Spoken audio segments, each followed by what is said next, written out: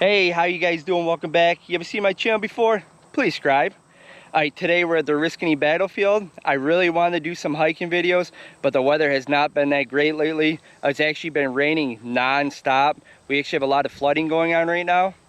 So I did do those last videos. Those are historic sites to my father. That did intrigue me to share it with you guys, especially you guys if you guys are not from this area. And I do live in the central New York area, and there's a lot of history here, so I really like to share it with you guys. Alright, so the Oriskany battlefield, General Herkimer and his men were ambushed on their way to Fort Stanwix by the Indians and British. General Herkimer did lose his life here. There is a creek here, they call it Blood Creek. So many men died by the creek that they say that the creek flowed red for weeks. It's pretty crazy, and they do say that this is haunted. So maybe we could hear some crazy things, I don't know. But that being said, let's check it out, baby.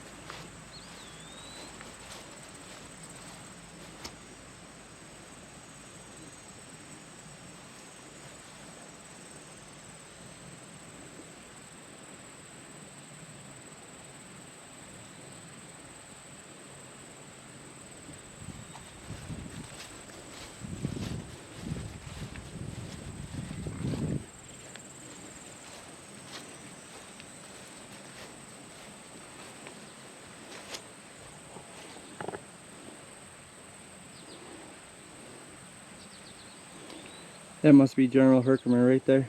That's laying on the ground with his injured leg. Pretty cool.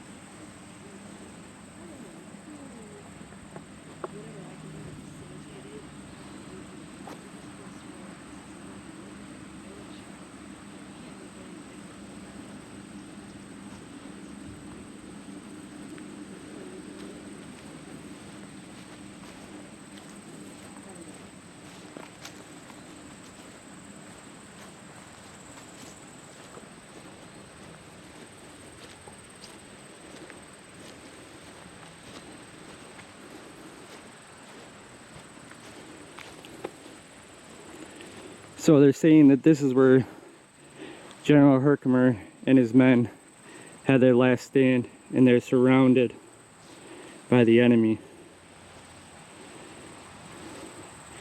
That's why they put this right here. Pretty crazy.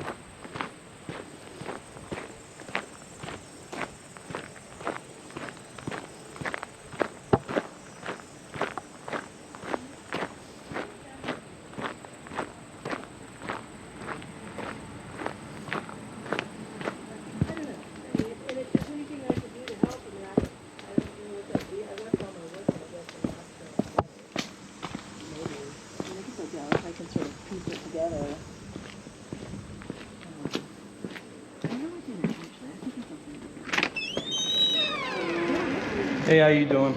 Good. Yourself? I was just checking everything out. No problem.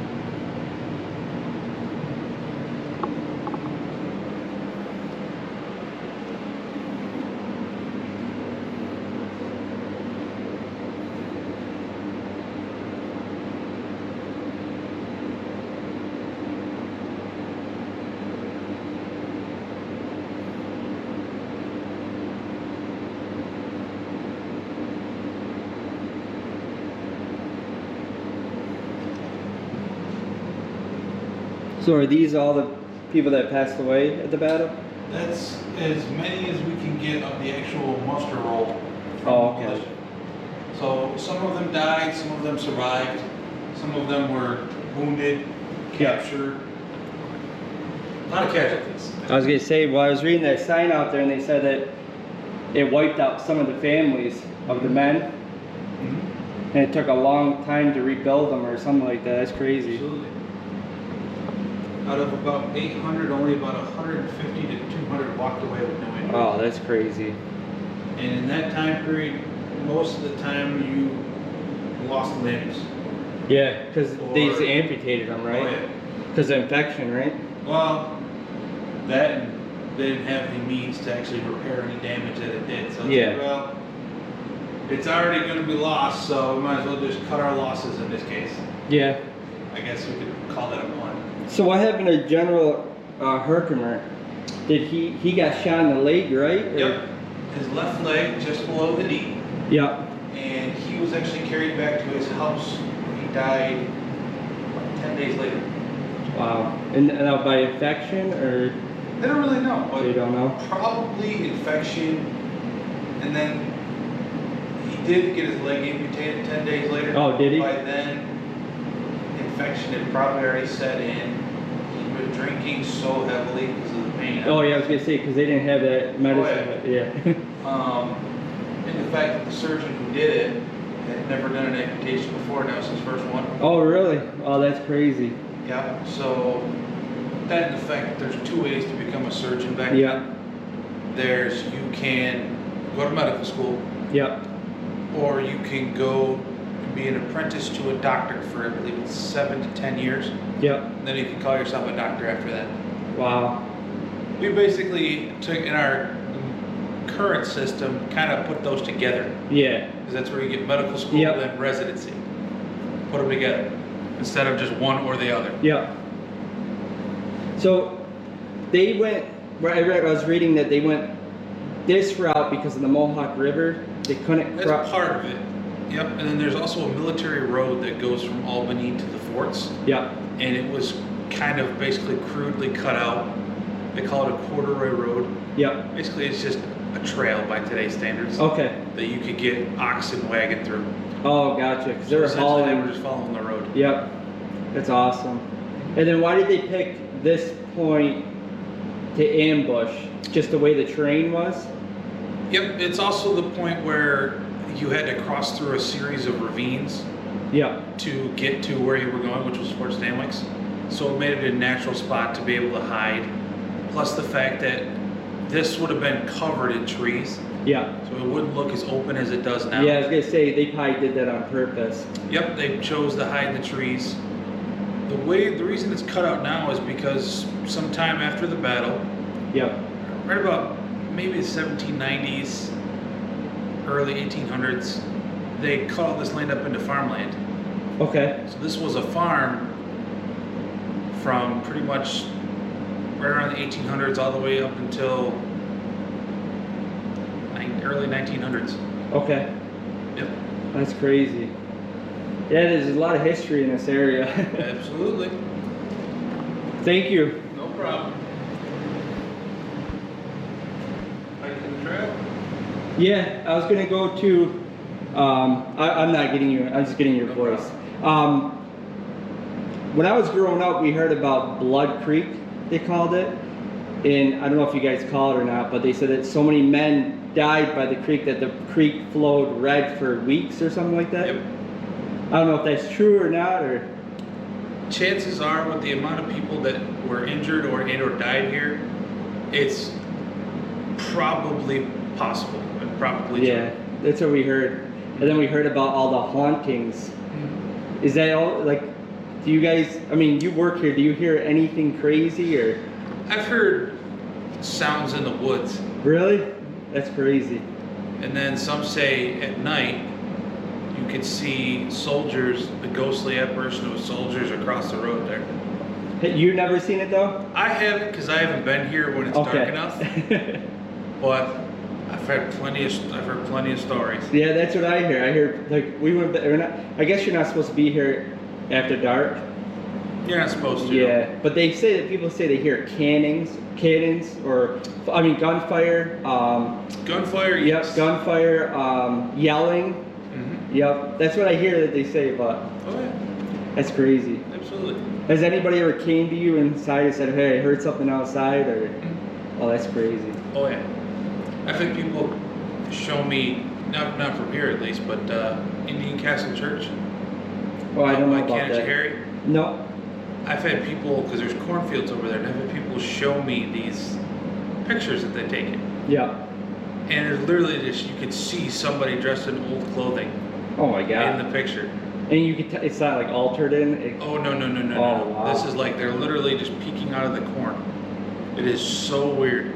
That's No, crazy. and when you go to Indian Castle Church, nobody dresses up like that, because it was a Native American settlement. Really? Mm-hmm. Wow. It was so cool looking.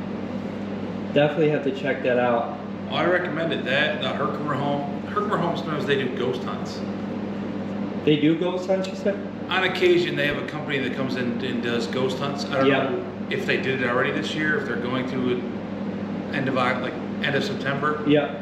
But no, the Herkimer home's another one that people say is haunted. The Herkimer home. Huh. Got to add it to my list. I have this bucket list that's never ending. I say if you're one of those things you want to hike the whole Erie Canal Trail. Yep. Herkimer home is actually right on the trail. Really? Yep, literally the trail crosses right in front of the mansion. Well, definitely have to check that out. That's awesome. Well, thank you very much. Not a problem. Have a good day. You too. Thank you.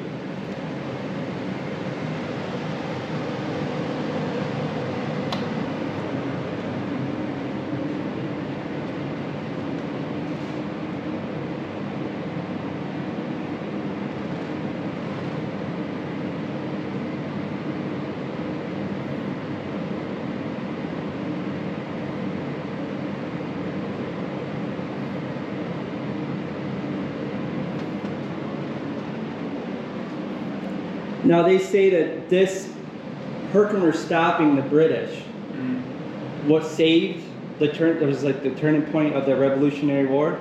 Yep. Because they could have advanced. What were they doing to Fort Stanwix? Because they weren't actually attacking. They were sieging it. Yeah, sieging it, and then they attacked General Herkimer. Yep. Gotcha. Yep.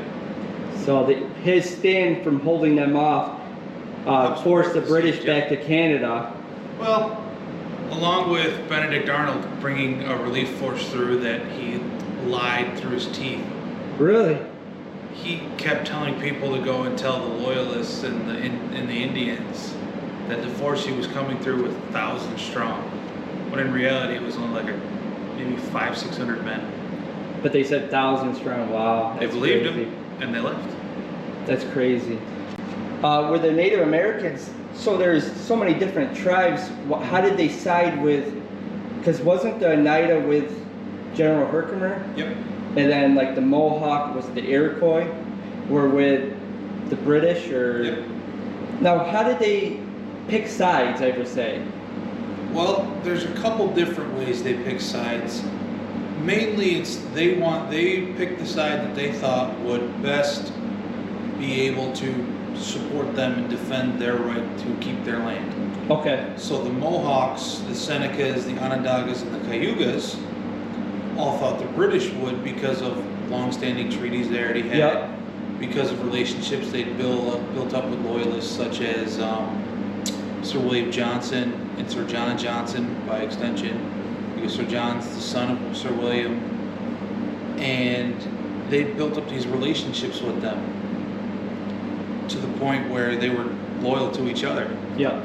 So they kind of helped sway the others. Yep. Then you have people like Tryon County of Joseph Brant, who was a Mohawk war chief who was the brother-in-law of Sir William Johnson, because Sir William had married his sister Molly and basically had taken Joseph Brant under his wing and sent him to a kind of like a finishing school in Connecticut. And then after that, he went to Joseph Brant, went to England, and he actually dined with and met King George III. Oh, wow. So for him and the Mohawks, it was pretty much a foregone conclusion. And then the Mohawks and the Senecas were the two biggest of the Tribes. 6 nations. Yep. Two biggest, two most powerful militarily, and they pretty much chose the side of the British because the British, one, had a big military, could Yep. help them with support like supplies, weapons, things like that. And they also had this tradition that they've established of basically making it so the colonists can't go past a certain point. So for them, they've seen that the British are doing this already. Yep. So they're going to keep doing it in theory. So that's why they chose to side with the British. Oh, that's crazy. Now, before any of the war, the British, like were the Indian tribes in conflict with each other at all? The Haudenosaunee, no. Okay. The Haudenosaunee, or the Iroquois Confederacy, they were actually at peace for over 100 years. The great peacemaker Hiawatha Okay. had basically brought all the tribes together, and what they did was they took their weapons and they buried them in the ground and planted a tree over it and called it the Tree of Peace. Oh, wow. And that was over 100 years until August 6, 1777. Yep. that's when it was finally broken, because the Oneidas, the Senecas, and the Mohawks all fought against each other at the Battle of Oriskany. Oh, wow. That's crazy. To this day, the Oneidas and the Mohawks don't talk to each other still. They still, wow. And the Mohawks weren't actually allowed to move here and be a recognized tribe in New York again until 1993. Oh my God. Because of the Battle of Oriskany. That is crazy. I didn't even know that. Oh, that's awesome. You ever heard of the Curse of the Mothman? Yes, I have heard of it. So the Mothman is supposedly a curse laid down by a Shawnee chief named Cornstalk. Yeah. Because he had kept the Shawnee out of the war and neutral, but the Shawnee were tired of getting harassed, and some of the young warriors had killed a white man. Yeah. And it kind of sparked up problems with the Shawnee because they were getting attacked. Yeah. So Cornstalk goes to the fort nearby, and he warns the Americans that an attack may be coming. And instead of accepting it gracefully, they kept him prisoner. And then when news got back that they killed a white man, they killed him and his son, who they were keeping as their guests, in air quotes. And it said his last words were a curse laid on that area, and that's where the current, I can't remember the exact town, but it's in West Virginia, where the Mothman is said to be. So it's said the Mothman is the curse of Cornstalk. Now, how many around this time, the 1770s or whatever you say, how many natives were in this area with all 6 tribes combined, would you say? I can't give you an exact number. Yeah. But I can say that that was a fairly large amount, because of the fact that most of the British force that attacked Mohawk Valley was made up of Native Americans, and that army together was about 12 to 1,600 strong. Wow. And it was about half, if not more, Native American warriors. Yeah. Now, that's not, I say Native American warriors, they weren't just the Haudenosaunee or the Iroquois. They were also Mississauga, which were our tribe up in Canada. Some Shawnee and some other plains, I say plains, but it's like the Ohio River Valley tribes did have warriors there that were just there to get some spoils. That's pretty much how it went. Wow. But at this battle itself, there was somewhere in the neighborhood of anywhere from 400 to 500 Native American warriors alone. A lot of them lost their lives? Not really. Not on the Loyalist side. The Loyalist side only took they had a total of 480 to 500 men. They only took about 50 casualties. Mm-hmm. So 50 compared to what the Americans took, which is anywhere in the neighborhood of about 600 to 700. It's pretty brutal. Now, what were they, the Indians, they didn't have bows or anything like that, they had weaponry, and was that supplied by the British and American? Some of it was, but a lot of it was just stuff that they had traded for and they'd already had. Like, for example, tomahawks. Yep. The tomahawk was actually the preferred weapon of the frontier. So the natives had them, but so did the Loyalists that lived on the frontier. So did the Americans that lived on the frontier. It was just the preferred weapon because you could use it as a sharp force instrument or a blunt force instrument. But then you also had war clubs, because the preferred method of fighting for the Native Americans was hand-to-hand, close quarters. Yeah, I heard that they would shoot their gun and then they would rush. Yep. Right? Yep. Something like that. Absolutely. It's awesome. What's funny is the tomahawk is actually still a preferred weapon of America. Now, why just the way it's? Can you move it? It's just the way it is, or the tomahawk? Yeah. What makes it so special that? Well, it's preferred. It's a bladed weapon. Yeah. So you can use it as a blade, but you can also, it's heavy enough where you can come down on somebody and kill them in 2 to 3 hits on a blunt force side. Yeah. And There has been evidence, not from this battle per se, but there has been some evidence that American, I can't remember exactly what type of scientists they are, but some scientists have looked at where they could see the different types of wounds that a tomahawk could inflict.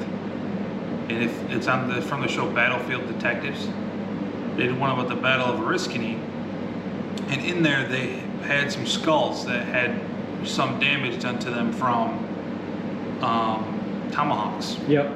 Now, they weren't necessarily from Oriskany, but they still had the same type of damage that we would have seen here. And it's funny because the tomahawk has stood the test of time, because the tomahawk is actually still a standard issue weapon in U.S. Special Forces. Oh wow, that's crazy. Navy SEALs carry tomahawks. Well, they have the option to carry them. They are issued. I think the Rangers do. I think the Green Berets have an option. It has stood the test of time. Now so these different tribes, how would they, because they're all from generally the same area, most of these tribes? Generally. How would they know if they're part of the same tribe or not? They would have their own way of knowing. Okay, I was just wondering if they wore different colors, like... There's many different ways. They could wear their hair a certain way. They could have different feathers. They could... Honestly, there's so many different ways that they could differentiate.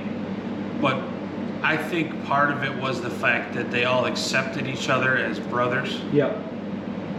And sisters. Mm-hmm. So, and their cultures were, while different, were also similar. Yep.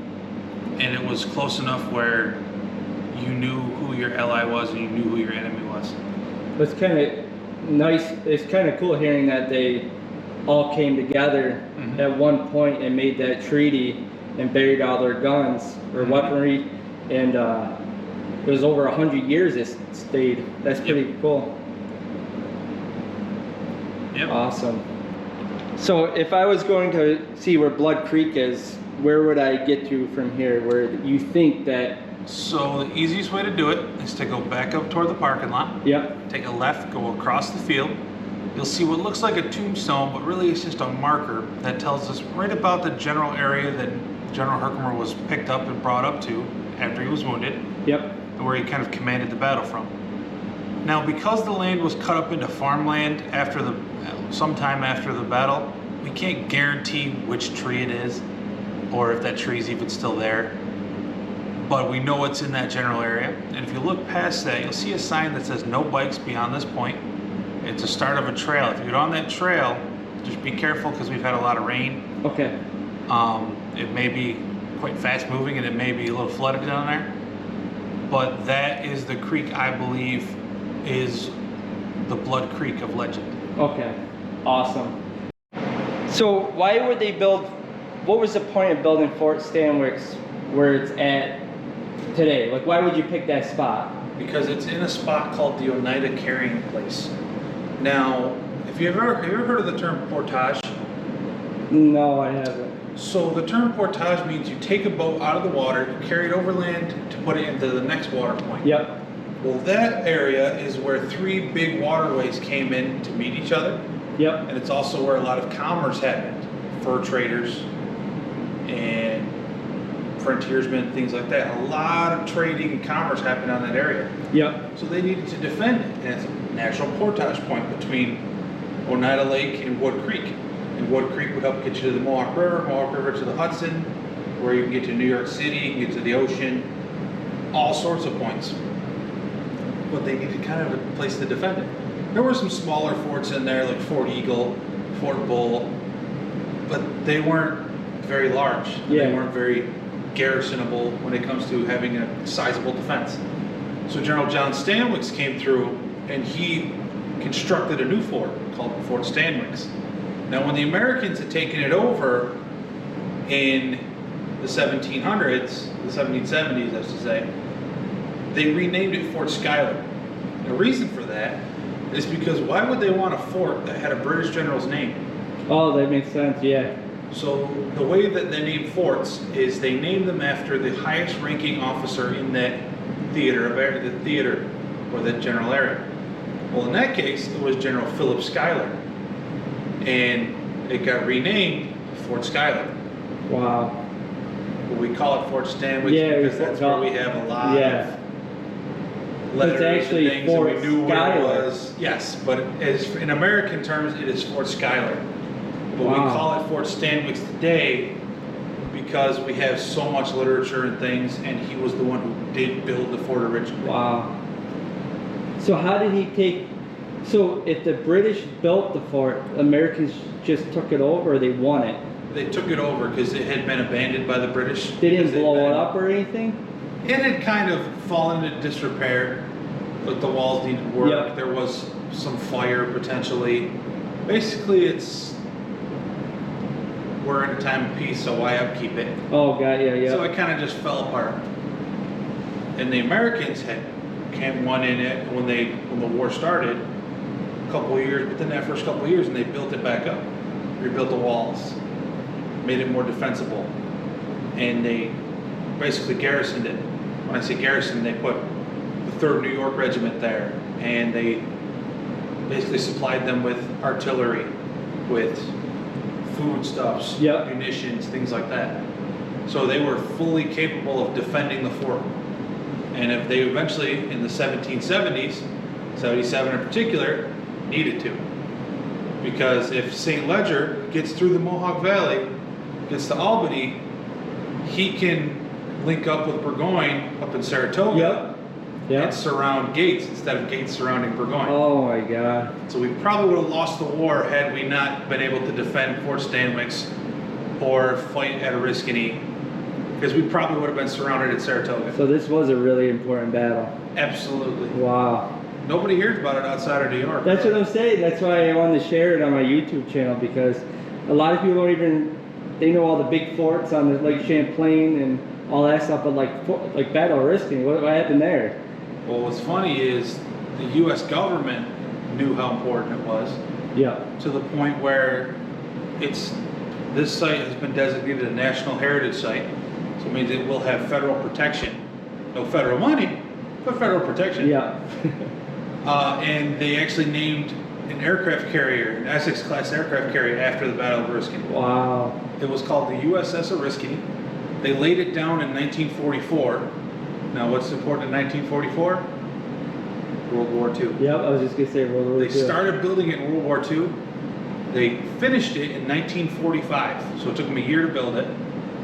But by the time it was put to sea and commissioned, war was over. Wow. We beat Japan, we beat Germany. War was over. So it served in Korea, in Vietnam, and then it was finally decommissioned in 2006, and it was sunk off the coast of Pensacola, Florida, to create an artificial reef. Oh my God. Yep. I didn't even know that. O. Wow, they sunk it on purpose. Yes.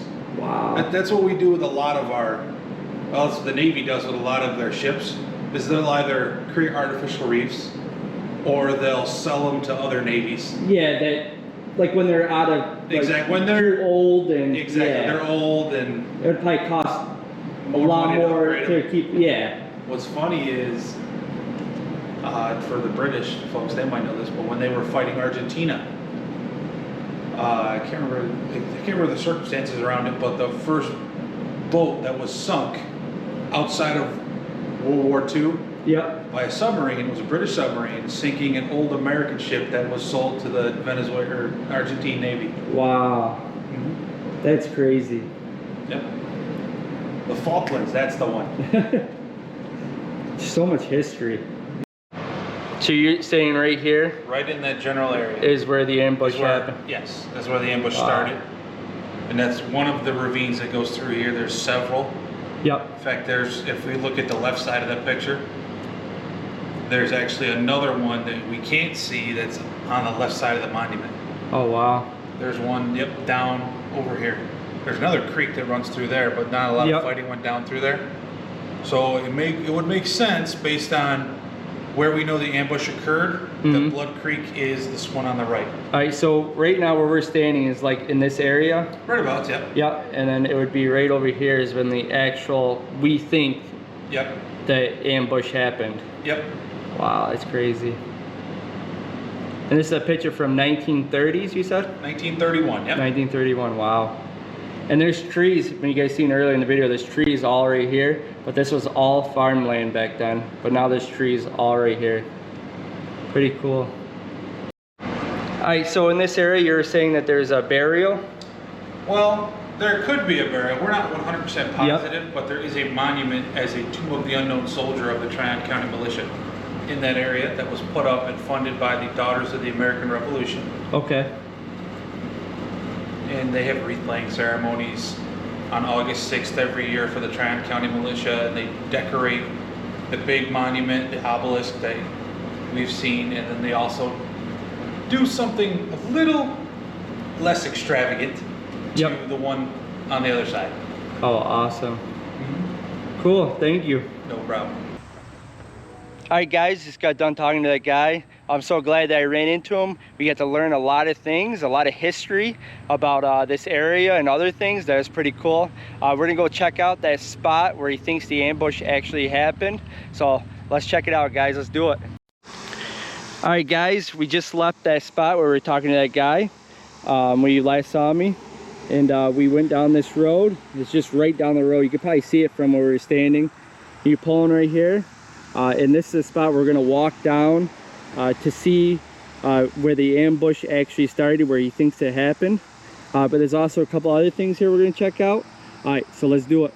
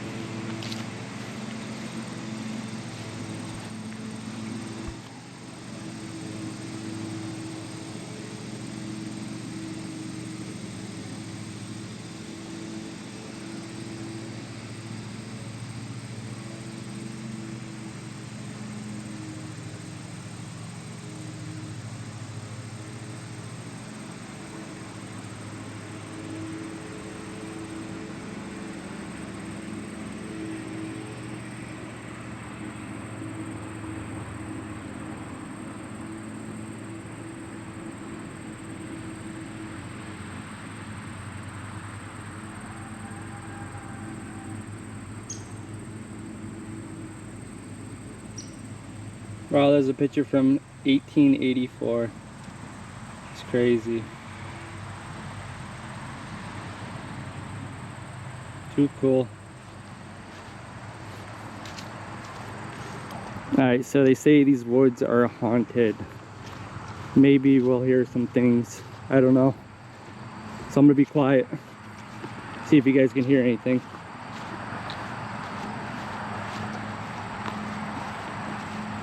I saw something over here when I walked in. Check that out before I head down this trail.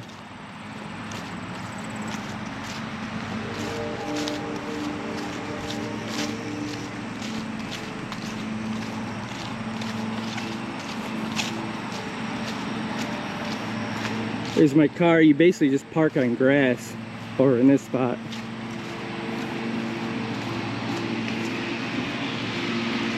Oh, here's a path right here.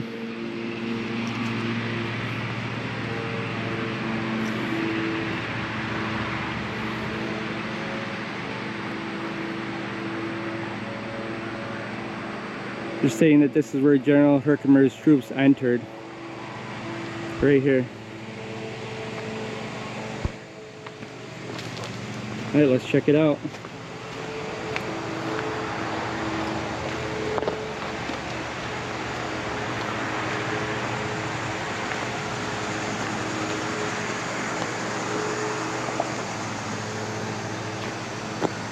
Oh wow, you can see it is like a valley right here. Be an awesome ambush point.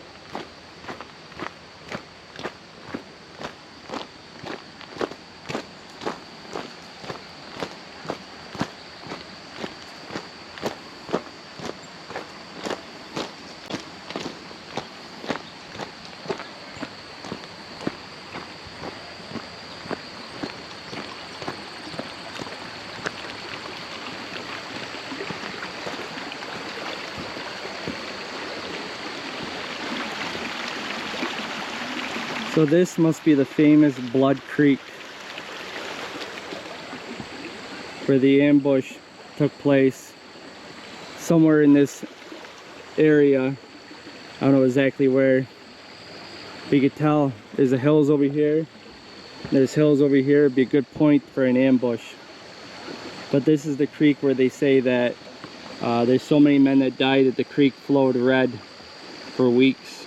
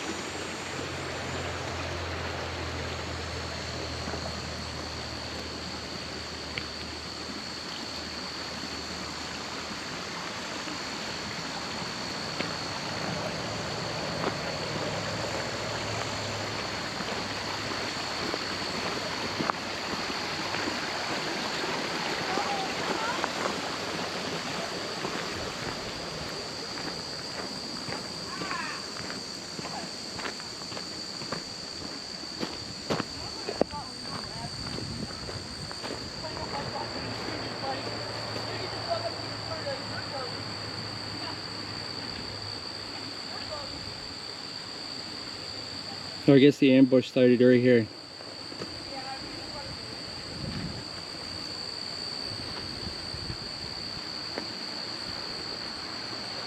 Pretty crazy.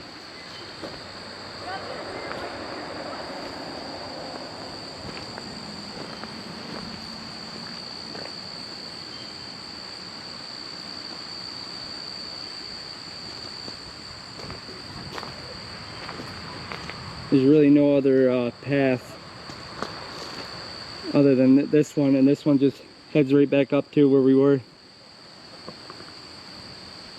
But you can tell it's like a little valley here. Hill on this side. There's a little bit of a hill on this side. So it would have been perfect to ambush them.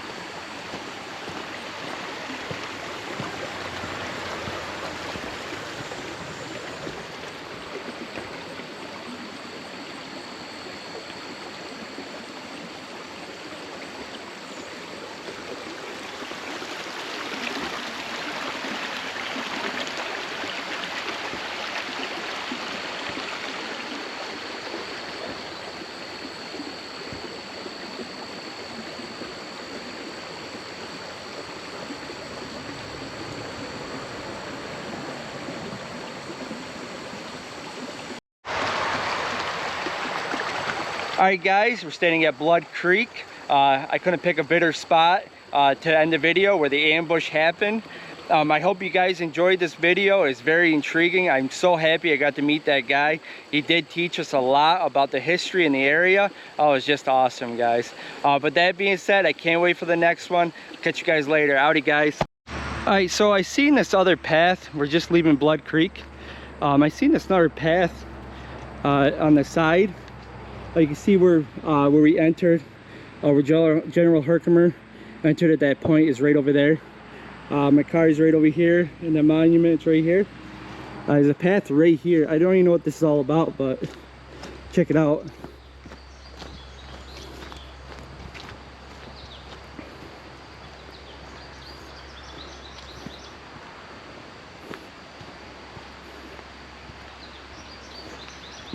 But you can see how steep this is, and they walked right through right here. There's an old military road that went right in this valley, and look how good of an ambush spot this is. You can see why they picked this spot to ambush.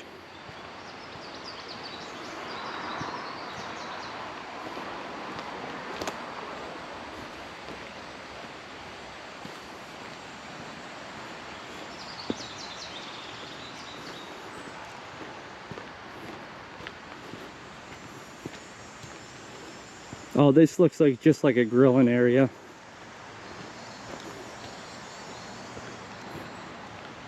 Yeah, I guess you can grill back here.